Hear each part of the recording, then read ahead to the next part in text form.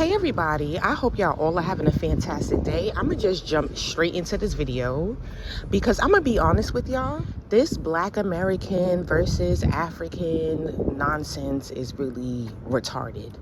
You know what I'm saying? This ADOS, FBA, mind you, I'm Black American. You know, all of this is really nonsense. Okay? Now let me explain why this is nonsense, and everyone needs to educate themselves because at the end of the day, both sides are ignorant. So I'm gonna have to make this a series because, like I said, both sides are ignorant and both sides are also correct simultaneously. Now, ladies and gentlemen, especially you FBAs and all of that, right? Look up the Grimaldi tribe. Right? First of all, let's even rewind even way before that. First of all of these continents were all one at one point. Look up Pangea. Bro, we are living on moving tectonic plates. You understand what I'm saying? Like literally, we're moving every day. In the last 75 years, right, the United States of America has shifted 5.6 feet alone. You understand what I'm saying? That's the last 75 years. We move 2.3 centimeters, you know what I'm saying, each year. We're always moving. You can even see on the map, look how these continents, they literally fit into each other like a puzzle piece. So that's one, right? So at the end of the day, this whole my continent versus your continent shit is bullshit, because at the end of the day, all of these continents were all one at one point. Do you understand what I'm saying? Y'all starting to upset me. Like the ignorance is beginning to really upset me. You understand what I'm saying? That's one. So, right, 30,000 years ago, so here's where the FBAs are wrong, but kind of right. Yes, Black and brown people were definitely here in America, absolutely, before the white man arrived. This is 100% a fact, because even Christopher Columbus, even in his own, because I'm going to write a whole movie about this, even his own account, he wrote in his journal that the people in America looked no different from when the people in Ethiopia, when he went to Ethiopia. He said there was zero difference. He even described the hair, described the skin color the same. You understand what I'm saying? So absolutely, you are absolutely correct. You understand what I'm saying?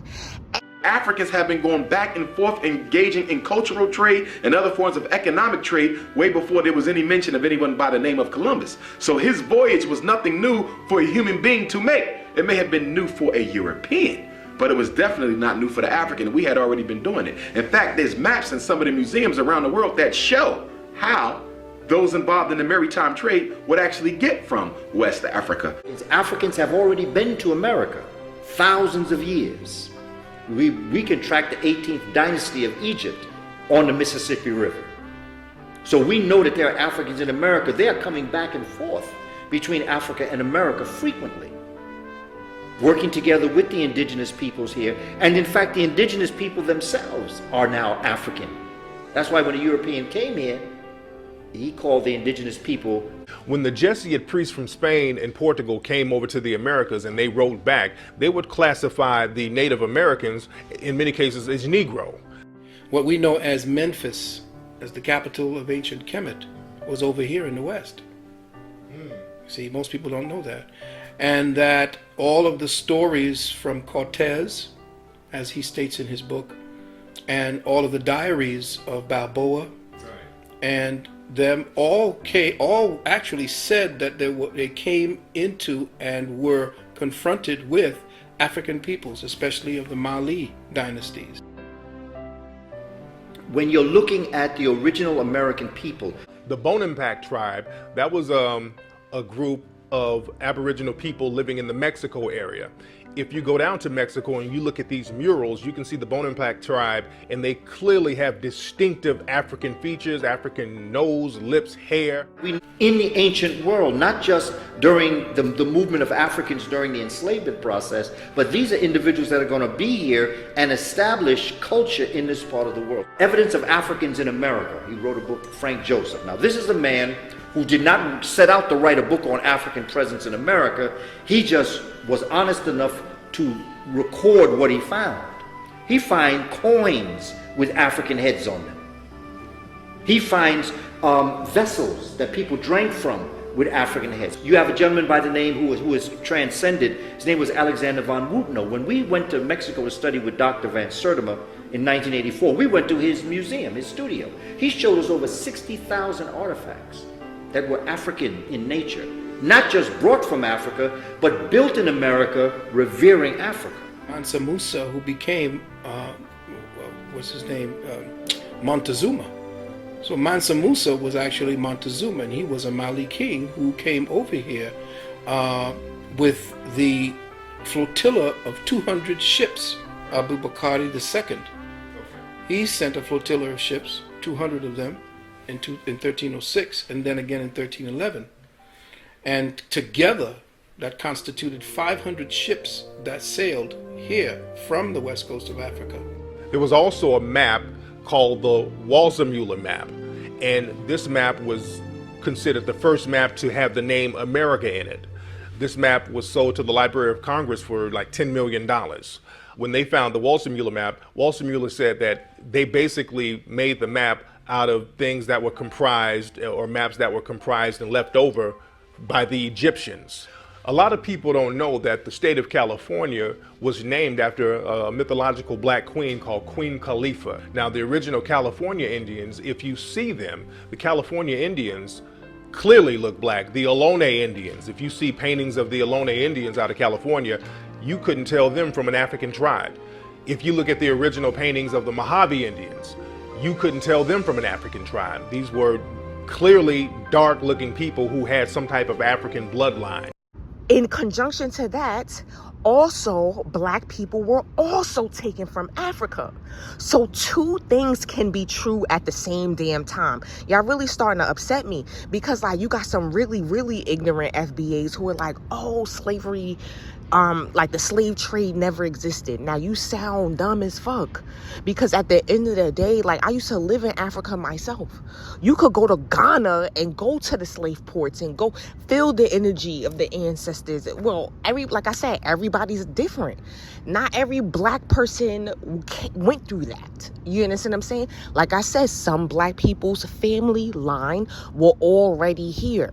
You understand what I'm saying? We're already here before Christopher Columbus got here. That is 100% fact. Remember, two things can be true simultaneously. And it's really beginning to upset me, because like you trying to be so ignorant that you are trying to erase a culture. It's like really upsetting me, you know? Now, how did these people get here? At the end of the day, people migrated, right? From that area, that part of the world where Africa is. You understand what I'm saying? The Grimaldi tribe. Look it up. I'm gonna have to put some stuff in here. First Europeans were a group of Africans called the Grimaldi, who had migrated from Africa to Europe between 40 and 60,000 years ago. That's how black and brown people arrived in quote unquote North America. So yes, we've been here thousands and thousands and thousands of years before the Caucasian. That is a fact. You understand what I'm saying? But let's not be ignorant on both sides, because it's really upsetting me. And let's not be too ignorant. You understand what I'm saying? Because, you know, at the end of the day, you can even see the goddamn connection with the damn African culture and with us. You understand what I'm saying? Why the fuck do you pour out liquor for your dead homies? That's called libations. That's what they do. You understand what I'm saying? So you could clearly see that connection. You know what I'm saying? Like, some of our food has so much similarities. A lot of it. You understand what I'm saying? And a lot of it is different as well. A lot of it is different as well. But like, I'm over this. Everybody, y'all lucky I can't say what I really want to say, because at the end of the day, y'all don't get it. Divide and conquer is their tactic, and you are falling right into it.